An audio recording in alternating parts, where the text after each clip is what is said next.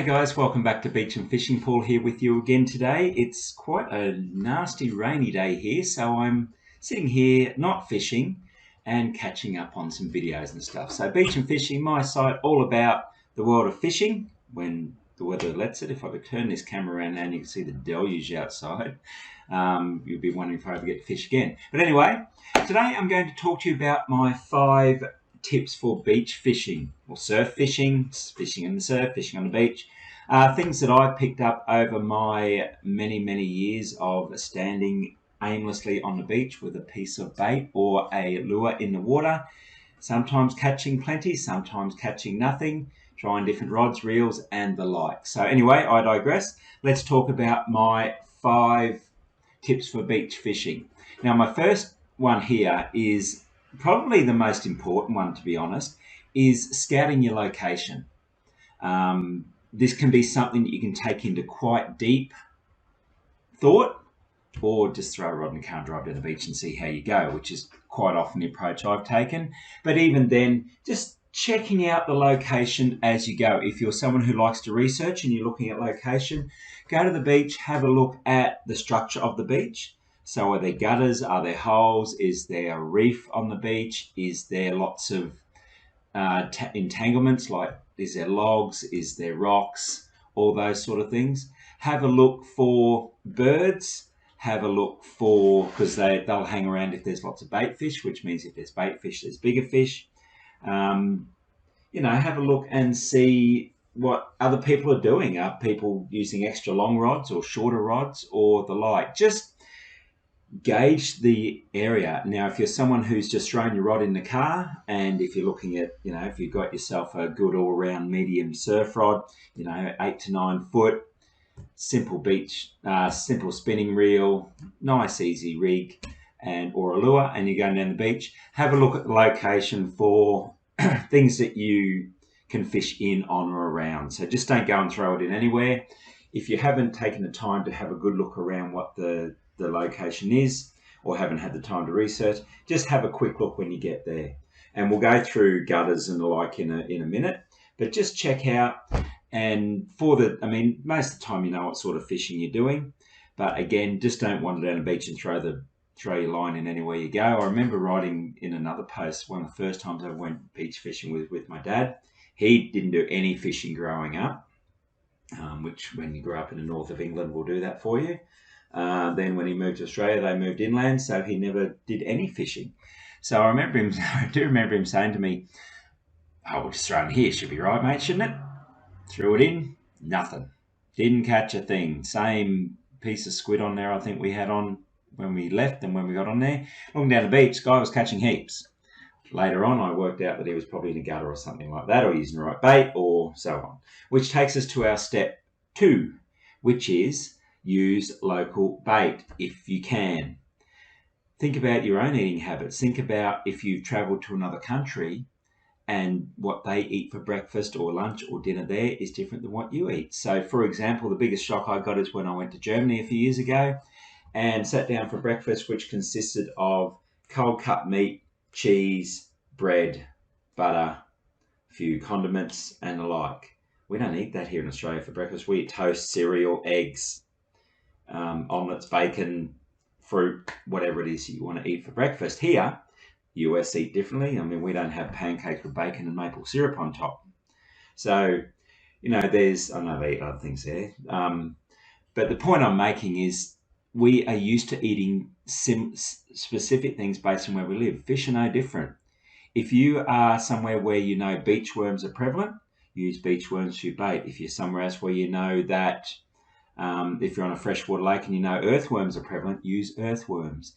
If you're somewhere where that yabbies are there, or crustaceans, or prawns, if there's lots of prawns in the water where you are, use prawns. Same as squid. Same as any bait you can think of, live bait.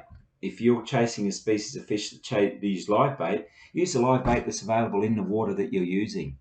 That gives the fish more opportunity, or gives you the more opportunity of a fish seeing your bait and go, "Oh yeah, I know what that is, and I'll eat it."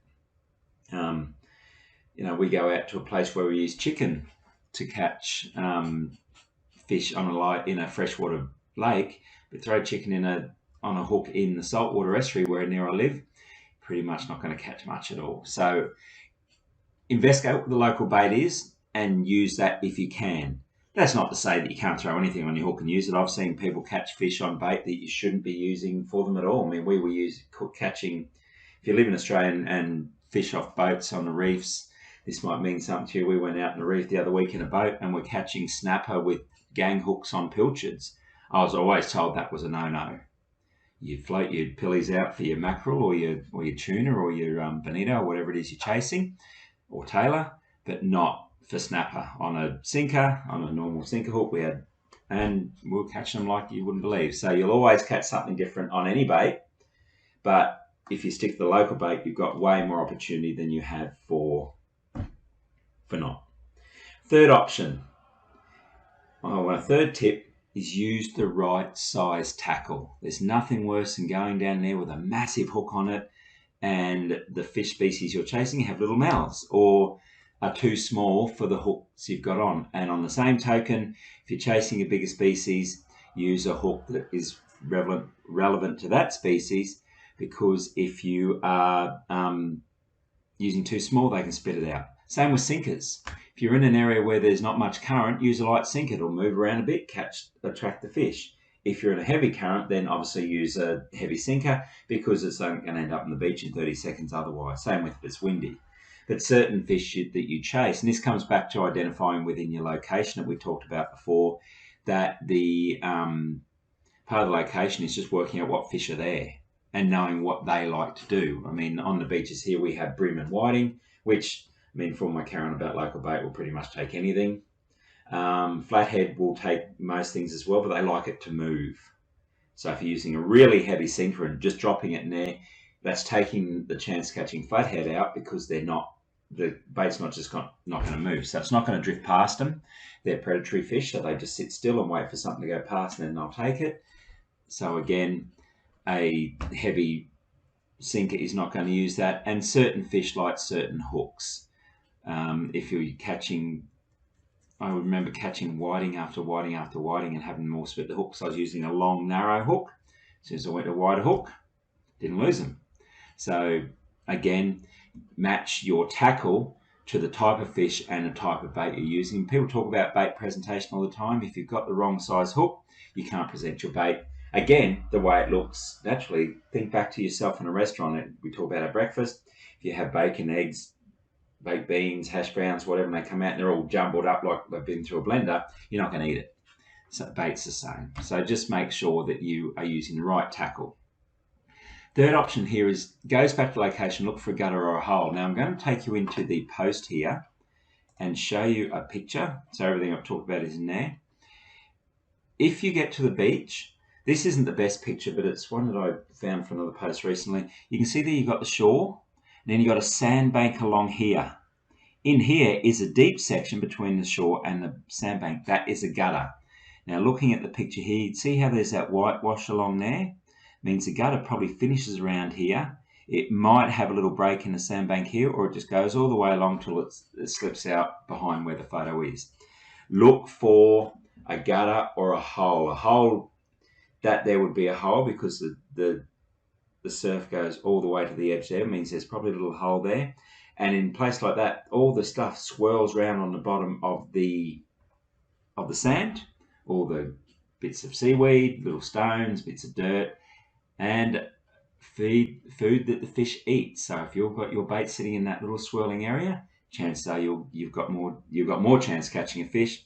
Same as a gutter. This is deeper. Sandbank, shoreline obviously they can't swim on, but sandbank's shallower. So fish stay in the deeper areas here because they feel more protected. So look for a gutter or a hole, and that will give you your best opportunity to be able to catch yourself a nice fish. Finally, look for the current. This goes back to the tackle that I talked about before. If it's a strong current, use a stronger rig, or find a hole that the bait can sit in without the current taking it sideways. If it's a strong current, you'll know, but as soon as you cast your line in, you'll turn around and your bait will be sitting on the beach half a whatever down the beach. Strong currents are a pain in the backside.